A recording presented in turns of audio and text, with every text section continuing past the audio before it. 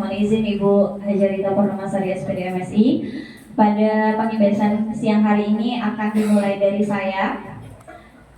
Alhamdulillah, segala puji bagi Allah Tuhan semesta alam atas rahmat dan karunia-Nya kita bisa berkumpul di ruangan kelas 6A ini dalam keadaan sehat walafiat tanpa kurang satu apapun.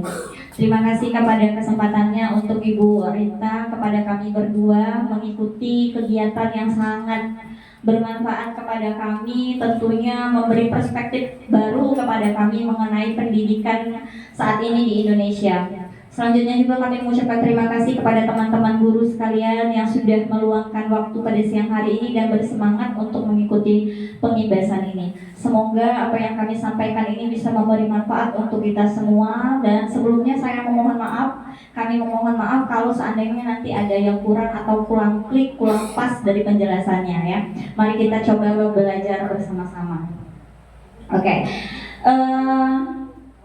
Pelatihan yang kami ikuti adalah mengenai pembelajaran mendalam. Tahun ini 2025 Kementerian Pendidikan Dasar dan Menengah mengubah arah pembelajaran dari pembelajaran menyenangkan menjadi pembelajaran yang menggembirakan. Sebenarnya dua kata tersebut kalau kita sekali lewat artinya hampir sama, betul nggak? Yang pertama menyenangkan dan menggembirakan. Tetapi ternyata kalau kita tarik benang merahnya, menyenangkan itu sifatnya lebih umum, sedangkan menggembirakan itu lebih kuat, menunjukkan rasa sukacita kita dalam mengikuti sesuatu dan menghasilkan sesuatu. Sedangkan kalau menyenangkan itu hanya pengalamannya saja atau situasinya saja. Nah, jadi dari sana, bertolak dari sana, maka ada pembelajaran mendalam.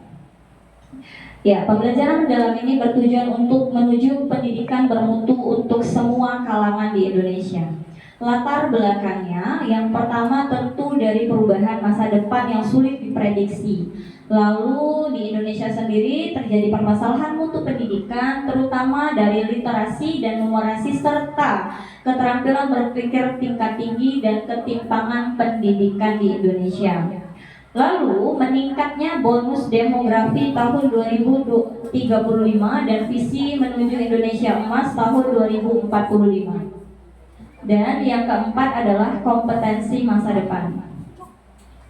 Berdasarkan hasil PISA tahun 2022, keterampilan berpikir tingkat tinggi peserta didik di Indonesia itu masih sangat rendah.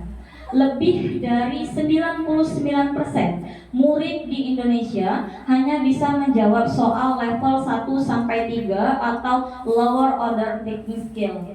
Sedangkan kurang dari 1% yang bisa menjawab soal level 4-6 atau soal HOTS.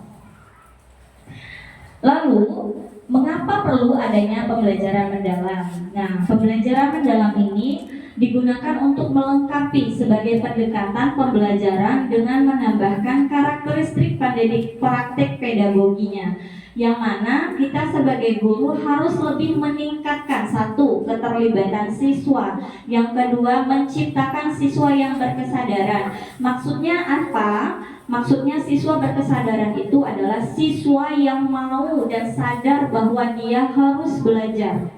Yang ketiga ada pendekatan memuliakan. Memuliakan di sini maksudnya adalah guru memuliakan siswa, siswa memuliakan guru, dan siswa memuliakan antar siswa. Lanjut, yaitu ada pengembangan budaya belajar, pemanfaatan teknologi dan digital, lalu yang terakhir multi interdisiplin ilmu pengetahuan. Nah, kalau pada kurikulum 2013 kita ada yang namanya tema. Jadi dalam satu tema pada hari itu maka tema 1 pembelajaran 1 biasanya ada bahasa Indonesia dan PPKN di dalam satukan. Namun untuk pembelajaran mendalam atau untuk kurikulum merdeka kan kita sekarang pelajarannya sudah berdiri sendiri. Namun dalam pembelajaran mendalam itu di dalam modulnya ada multi atau interdisiplin ilmu pengetahuan, artinya lintas mapel. Contoh, mohon izin saya kasih contoh ya. Contoh ada pelajaran IPS, IPAS mengenai budaya di Indonesia. Lalu kita bisa mengkaitkan dengan pelajaran PPKN, contohnya dengan penerapan sila Pancasila dalam upaya melestarikan budaya di Indonesia. Sebenarnya tidak harus dituliskan secara rinci, tapi nyenggol-nyenggol dikit nggak apa-apa. Contoh kita lagi ngajar IPS. Nah, kita punya kebudayaan di Indonesia, di Sumatera Selatan khususnya ada beberapa suku. Nah, bagaimana contoh kamu menghargai suku lain?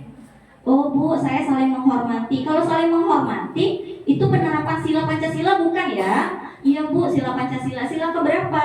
Persatuan Indonesia. Ada senggol-senggol dikit. Nah, kayak gitu maksudnya. Oke.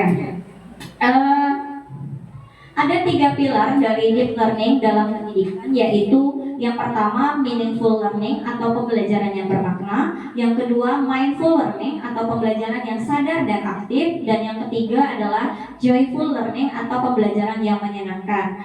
3 pilar ini bertujuan untuk menciptakan pengalaman yang belajar yang mendalam, efektif, dan berdampak positif bagi peserta didik.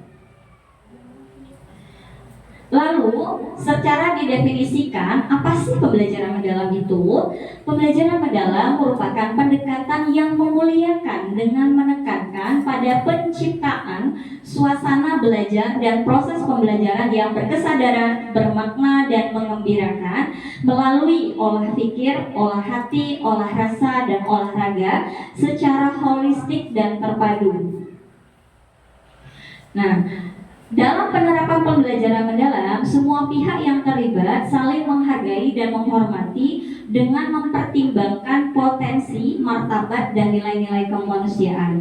Diharapkan dari diadakannya pembelajaran mendalam melalui pembelajaran yang berprinsip berkesadaran, bermakna, dan mengembirakan melalui olah pikir, olah hati, olah rasa, dan olahraga dapat mewujudkan siswa yang lulus dengan profil lulusan 8 dimensi Pancasila.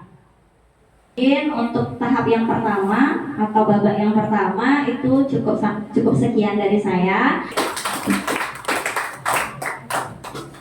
Harus berdiri ya. Boleh yang di depan, yang mau di depan. Ya.